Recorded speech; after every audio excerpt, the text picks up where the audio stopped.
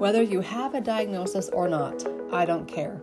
I'll teach you how to find what's causing your health concerns using the labs you already have. Your doctor might tell you your blood work is normal, but I'm here to teach you a better way. If you're a doctor or a health coach and anything in between, there's one for you too. Download your cheat guides and register here at drkylieburton.com. This podcast is sponsored by Systemic Formulas and Nutribiome. Systemic Formulas, the supplement company I trust with my patients and family. Instead of ordering from a handful of companies, I use 95% SF products. They're top-of-the-line quality with the best lab west of the Mississippi. They're pure, potent, and they get results. In fact, I recommend you follow their Instagram at Systemic Formulas Institute. Also, the man who's behind the Systemic Formulas products, Dr. Shane Morris, is launching a new line of supplements designed to take your microbiome to the next level. He has specific prebiotics designed to feed the probiotics. Learn more and order soon at mybiome.com. All right, let's jump into the episode.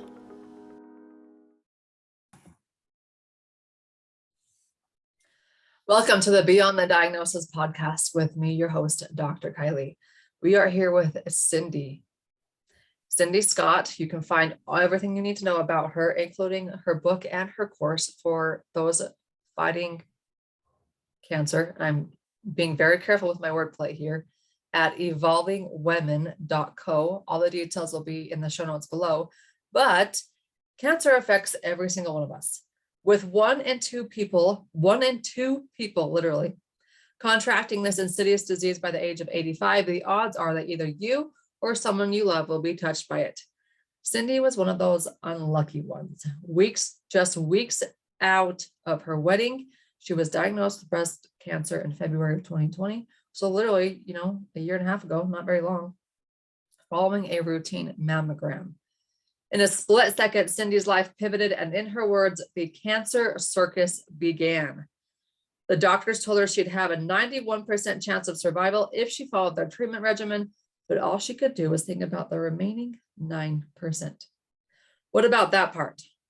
What did she need to do to ensure a full recovery and zero recurrence of cancer? With that aim, Cindy began a journal as a way of supporting her very emotional self to bring more calmness. Her new book called Healing Journal was born from a collective of these writings, along with the tools that Cindy used to help her body heal, body, mind, and soul. And that's what we're going to talk about today is what happens when you get diagnosed. Whatever diagnosis that is for you, that's going to change your life. Or what happens when you're struggling and you don't get a diagnosis? One thing that Cindy and I were discussing before we jumped on was words and mindset. And doctors are really good at the physical, but there's a lot of emotional, a lot of mindset barriers you also have to overcome. And Cindy's here to help us do that. Welcome on, Cindy. Thanks so much, Dr. Kylie. And she's from Australia, everyone. So enjoy the accent. I am actually Canadian born, but I've lived in Australia half my life. So I'm kind of a bit of a quasi-Aussie. Quasi-Aussie, I love it. So walk us back. Give us a back in time, a flashback to what it was like for you to sit in that chair and to hear those words. Sure. So yeah, it was February 2020, just last year. And I was 6 weeks out from getting married. I went in for my routine ultrasound and mammogram just to get that ticked off the list before we were getting married. And the guy's roving around with his, the sonographer, and he's like, "Oh no, you've got a lump." And I'm like, no way, I can't possibly have a lump, because I had breast cancer back in 2016 as well. And so I'm like in disbelief. I'm feeling around trying to find this lump, and there's absolutely no way I would believe that I had a lump. Anyway, he goes, "Look, it could be nothing. It could be a cyst. We'll get it checked out." So then, of course, I had that follow-up appointment with my breast surgeon on that fateful Friday afternoon, and her face said it all before she even articulated any words, that yes, it was in fact an aggressive cancer, and I had it in my lymph nodes as well, so it required chemotherapy. So absolutely in shock, sitting there, tears rolling down my face, like, I can't believe this is happening to me again. totally in victim mode, totally in shock, just deer in headlights, and thank goodness my partner was there, who's now my husband. We did end up getting married, I was but going to ask you that next. Like, you went through with it, right? well, we did, absolutely. I told him, I said, look, this is your opportunity to run, like you don't need to stick around because I've got this, this is your opportunity potentially to exit stage left. And he said, no, I'm here. I'm sticking with you. I still want to marry you. And COVID was also happening at the same time. So it was ramping up and everyone was encouraged to get back to their home countries and hunker down. And so we ended up having to cancel our wedding celebrations. We had these 3-day celebrations planned with people from all around the world flying in for it. And 2 weeks out before that, we canceled it because we just couldn't take the risk. And everybody was in this state of absolute shock. Well, if it was February and the whole world shut down in March.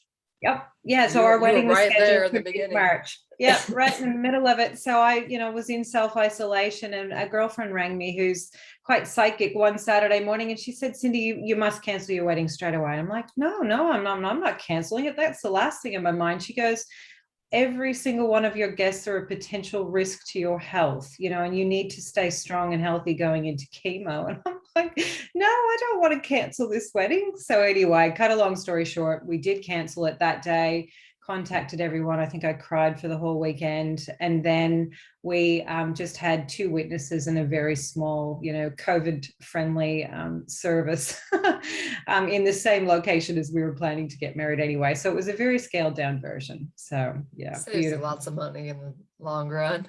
Hey, I was happy because I wanted to elope anyway. He was the one that wanted the wedding. So oh, really? I got what I wanted in the end. That's funny. Yeah. Okay. So many people listening in, whether they're practitioners who are giving the diagnosis or whether they're the person sitting in the chair and receiving the diagnosis, there's so much that goes through your mind. And like you said here, you had to figure out how to help your body from the mind and soul, not just the physical. So speak to how we can become resilient. Yeah, sure. So I would say for me personally, even going through it a second time, people have asked me, did the first time help prepare you for the second time?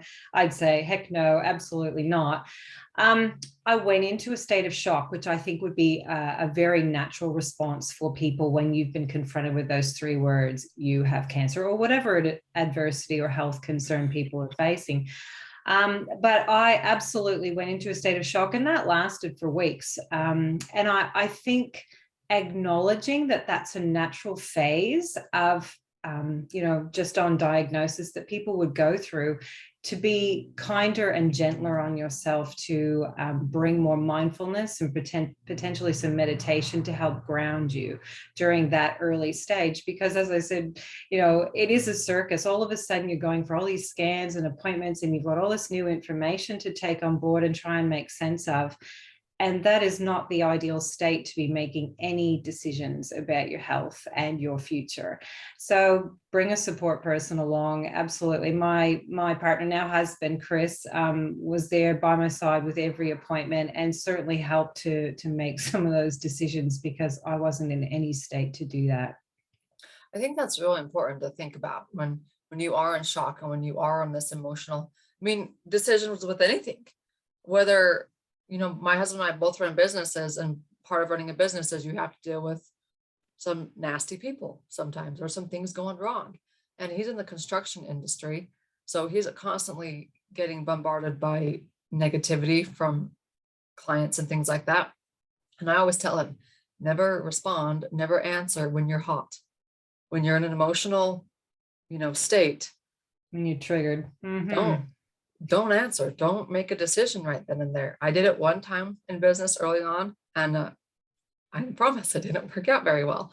And even from a business standpoint, but from a motherhood standpoint, and even just with our own relationships, I walked outside yesterday, and one of the neighbors, who I can guarantee has some major hormonal upsetness inside her body, lashed out at her son. And I'm like, girl, take care of your hormones, please. Like, we don't need to hear you yelling at your kids, and your poor kids, who I know have been adopted, have been through enough. They don't need you yelling at them for something minor. So don't make decisions when you're Well, emotional. I think we call that emotional literacy, right? So our capacity to have awareness of the fact that we're being triggered in the first place, and then how to actually bring calm to your system before you choose to respond. That's a whole nother conversation for another day. Let's talk. Let's talk about how do we do that? How did you do that? What did you find inside yourself to bring calmness to the situation? A little bit of a backstory, Kylie, but for me, what happened, I've been an executive coach for 10 years. So I have a toolkit of resources at the ready. However, I was not using them, was I? So I was very much playing the victim. I was sitting there having my chemo infusions and feeling ugly, and I was bald and really just feeling very sorry for myself. And I had this lady that was on a very similar journey. So I'd met her at the chemo clinic. We often sat in chairs next to each other. We were having the exact same infusions and the same rotations. And I'm looking at her, and she'd flit in like a butterfly, and she was all chirpy and happy. And you would have thought she was probably one of the staff, not one of the patients there. And I'm like, what the heck is going on? And I got to know Gail over the weeks that we were in treatment together. And I'm like, what am I doing so differently to her? How is it that she's having such a different experience of this than me? And it dawned on me one day, I'm thinking, what the heck? Like, I'm sitting in victim mode, and she's sitting in this I'm empowered, I've made decisions, I'm very much in the driver's seat of my treatment plan. And I was feeling very much at the mercy of it. Like, I really was resistant. I didn't want it. I didn't want to have chemotherapy in my body because I never take medication. I'm someone who's enjoyed very good health my whole life, apart from these 2 bouts with breast cancer. So anyway, I started to sit with that and thinking, what is Gail doing that I'm not doing? And it just opened up Pandora's box in terms of, I've got all these coaching tools that I've been using with clients for over 10 years, and I'm not using them on myself in this time of most need. So that just opened up a whole new conversation with myself around what's going on between my ears. What could I be choosing to focus on differently? How could I be responding different in this moment? And that made a massive difference for me. And I want to pinpoint 2 things there. One, you made the choice to change your attitude. Yes. And you made the choice to change your mindset about it. And on your 1-pager form that you send out to people like me, it says cancer thriver, not survivor, like you often hear of. Cancer thriver. So as we start to talk about and dive into more of this, what's going on between our ears has such a dramatic impact. Really pay attention, ladies and gentlemen, to how you speak about your health, how you speak about money, what are the stories that you're speaking out loud? Because if you're speaking them out loud, what in the world's going on in your mind in silence? Language is so, so important. Absolutely. Yeah, so one of those tools that you were able to pull out of your tool bag was, share with us. Oh gosh, there's plenty, but one of them I think particularly was focusing on my beliefs. What did I believe to be true? So for example, I have a long history of cancer in my family on both my father and my mother's side. So I have actually articulated in my life, I'm most likely going to die of cancer. Like, what on earth? Why would I ever even put that into my psyche or my belief system around that is my fate? So I had to change that. I had to, look at my beliefs around, do I believe that I'm going to heal from this, or do I believe that I'm going to die from it? Do I believe that my body has capacity to heal itself, to actually be stronger than the cancer, or not? Am I just going to give up and let this thing take control? So looking at those very core beliefs around, what do I believe to be true about me, about my health, about my future? So I think beliefs is a really core part of it. I also speak about it in the book too, choosing to be a victim or choosing to be in the driver's seat. So for me, making that shift from woe is me, this is all happening to me, to the position of I'm in the driver's seat and I'm going to be informed and I'm going to make choices for myself that are going to help me to move forward in a way that I feel like I have a semblance of control. So that was so, so important for me to feel like I was actually part of the decision-making process and part of, determining my own fate with my treatment plan. Yeah, choose to be in the driver's seat. And you started off with just one simple thing. Like I choose to believe differently. It's a choice. Absolutely. And Yeah. I work with a lot of people who have autoimmunity, or they don't know what they have. They just get tossed from doctor to doctor. And when I use the term autoimmune, I always pay attention to their faces, because there's some that are just, they're non-phased, or two, it's like you just stabbed me in the heart. Like I have this. And because in the autoimmune world, you have to manage it for the rest of your life. Mm. That's not the way I am in my world. My world is, I don't care what you present me with. Let's get your body into an ideal healing environment that's going to require more than physical treatment. The more I get into this, the more I realize if your head is not in the right place, there is nothing that a physical treatment can do. I agree.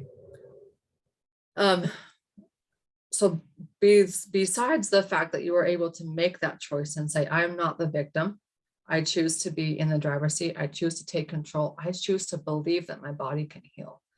So big and so powerful. What's one more tool we could share with the listeners? Oh, wow.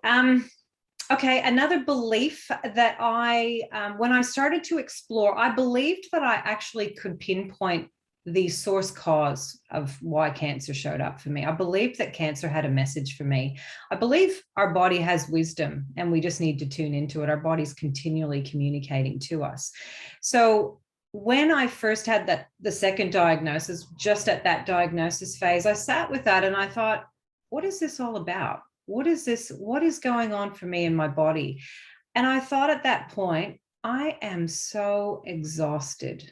I am so tired of life. Like life has served me many curveballs. I've had many challenges in my life. I've worked very hard. I've been a single mom, blah, blah, blah, long story. However, having cancer actually gave me an opportunity to take pause. And I thought, maybe in some way I've manifested this. Maybe in some way, if I were to be accountable to what was showing up for me, maybe I've created this perfect opportunity for me just to have a break. So my now husband said, look, why don't you stop work for a while? Why don't you actually take time out for treatment? And not that that was like a holiday, but I actually got a break from a lot of the responsibilities that I had in my life.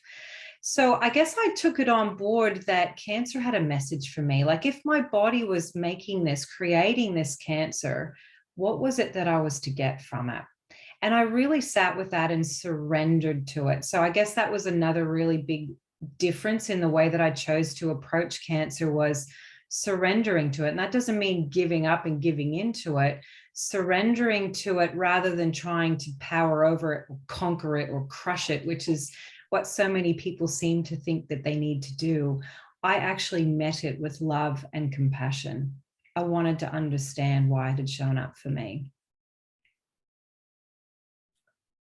You said a couple of powerful things there. I'm just trying to pinpoint which one exactly one I want to bring back to. But the one would be, you actually stopped and paused and took time for yourself. Now in the US, as far as the workforce is concerned, you get maybe 2 weeks of vacation. And I know a lot of people who don't even take those 2 weeks.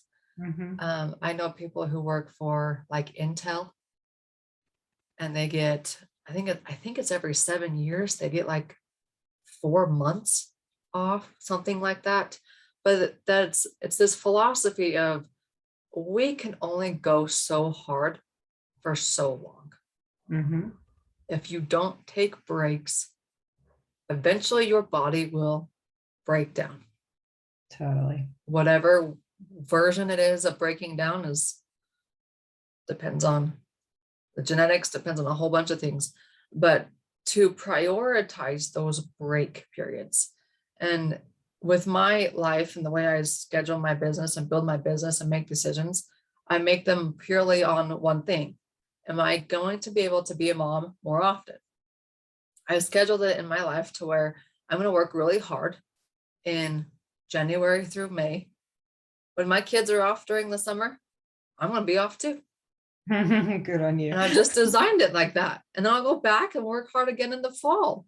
But so many times, especially as if healthcare practitioners are thinking and listening to this, they're like, oh, well, I have to work with patients one-on-one, and I have to do these 12-month treatment plans, and it has to be really intense. I go and I go and I go and I go and I go until eventually I become one of them and I'm sitting in someone else's office trying to take care of my own health, right? Where we don't give ourselves space. And you're talking about that was your call to action, where I need to take space for myself. Totally. I think we wear I'm so busy like a badge of honor, right? Yes, in our culture. yes. It's like, oh, I haven't got time for that. And really, my first time through breast cancer, I swept it under the carpet. I actually, in many ways, just refused to believe that I had it. I didn't take the time out for treatment. In fact, I refused most of the treatment.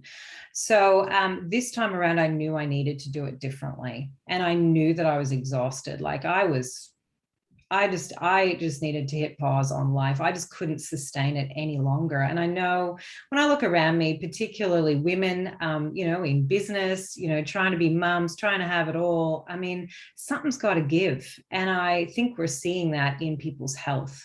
People are self-medicating with alcohol, with pills, with drugs, with sleeping tablets, And I think we actually need to take more pause in life. We need to slow way down. And so that was probably one of the real wake-up calls for me in all of this, was hitting pause on my life. And believe me, it was not an easy decision. So confronted with that, I spoke to one of the wise sage women in my life, and I said, look, Vade, what do you reckon? What should I do? And she said, what would you advise another woman to do in your situation?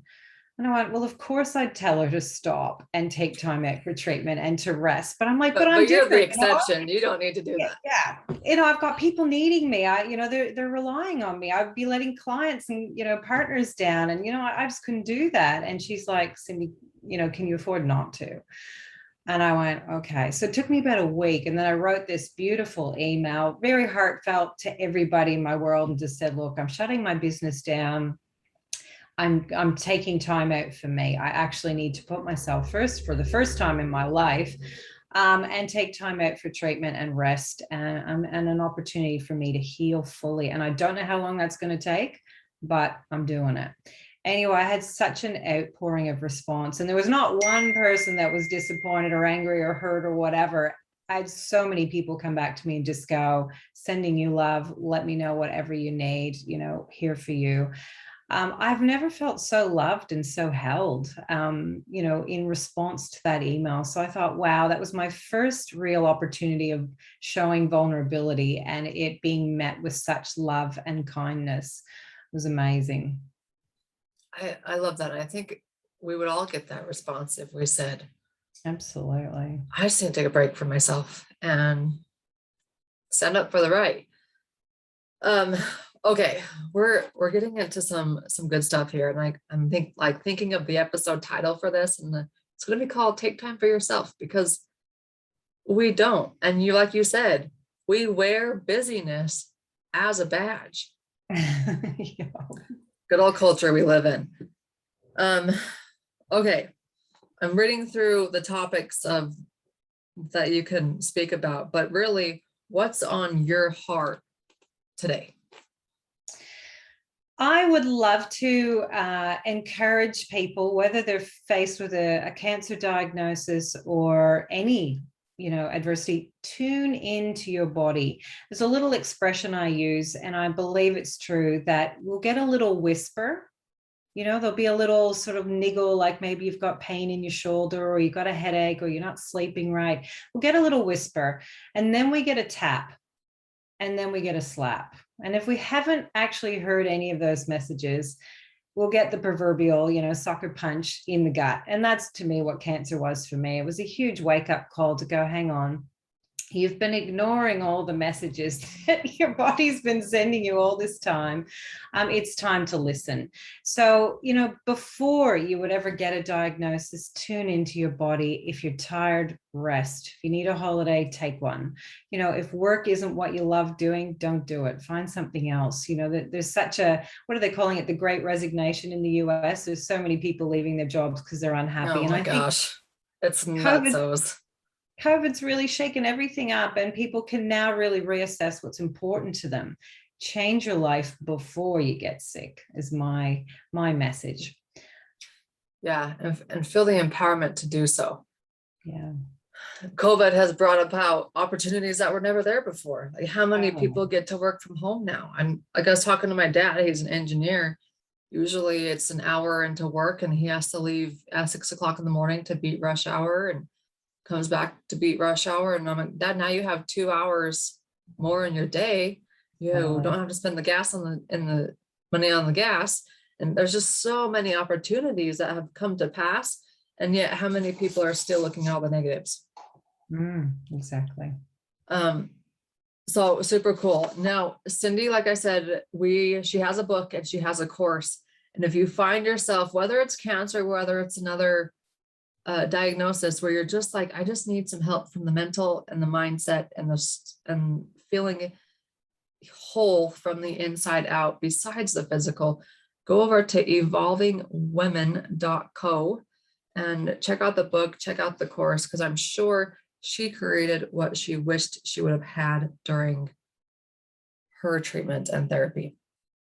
Now, since these diagnoses like to flip everything upside down and think, and now that you're thinking, what's really important to me? What does life look like for you now? Well, I would say through my second, round of breast cancer, I've actually discovered my life purpose, and that's actually to help women be empowered to live their best life. So, of course, I've got the Healing Journal and the Cancer Companion e-course to help people navigate a cancer journey. But even more than that, I'm really passionate about helping people to live their best life. So to be more resilient within themselves so they can tackle life's challenges as they show up, because we all get tested from time to time. So to feel more resilient and whole and complete within ourselves so that we can live life on our terms. And never has there been a better time for that in history than there is right now. So that's what I'm super passionate about. And in a way, not that I'd wish a cancer diagnosis on anyone, but that was the greatest gift for me, is that it actually showed me my life purpose. I hear that a lot. I When bet. people are just, something came about with their health and it's like a wake-up call. Totally. And now they're actually thriving and loving every aspect of life, not just surviving, whatever that diagnosis is. So Cindy, just real fast in this last tidbit here, to help somebody enjoy life again, what would be one recommendation you can do for them to get started with right now? Sure. There's a whole section in my book on this, but what I would encourage you to do is sit quietly with yourself, without distraction, and look at the parts of your life that are not going well. Like maybe you don't like your job, maybe you're in an unhappy relationship, maybe you're not happy with your health, like, your fitness, or you're not happy with your body weight or whatever.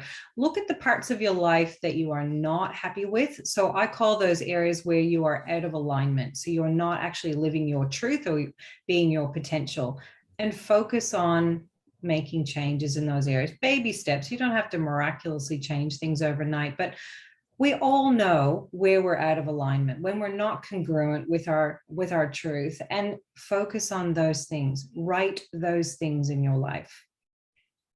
So I think we can always identify the diagnosis or the things that are going wrong. So if we actually tune into ourselves, we'll know what's wrong.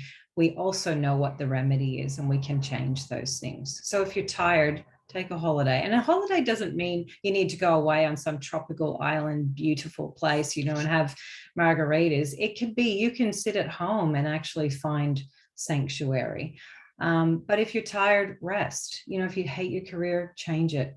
If you're in an unhappy relationship, change it. Like, life is too short. You only get one chance. Yeah. So everybody listening, go out, grab a journal, whether it's a journal and you like to type or you just like to speak, but take action and not just think it in your head, verbalize it or write it down. One of my favorite things to do when I get thoughts is to just grab my phone and the section, the voice memos right here on your phone. You just hit record and start talking. Or notes if you like to type. Yeah. Yeah. Or type it up, whatever it is. But figure out what's going wrong and then what's going right, and throw in some gratitude moments there. And then just make one choice. What is that one choice you're going to change right now? Yeah. All right. Thanks, Cindy. Be sure to check her out on evolvingwomen.co with all the details in the show notes. Thank you so much, Dr. Kylie. Whether you have a diagnosis or not, I don't care. I'll teach you how to find what's causing your health concerns using the labs you already have. Your doctor might tell you your blood work is normal, but I'm here to teach you a better way. If you're a doctor or a health coach and anything in between, there's one for you too. Download your cheat guides and register here at drkylieburton.com. This podcast is sponsored by Systemic Formulas and Nutribiome. Systemic Formulas, the supplement company I trust with my patients and family. Instead of ordering from a handful of companies, I use 95% SF products. They're top-of-the-line quality with the best lab west of the Mississippi. They're pure, potent, and they get results. In fact, I recommend you follow their Instagram at Systemic Formulas Institute. Also, the man who's behind the Systemic Formulas products, Dr. Shane Morris, is launching a new line of supplements designed to take your microbiome to the next level. He has specific prebiotics designed to feed the probiotics. Learn more and order soon at mybiome.com. mybyome.com.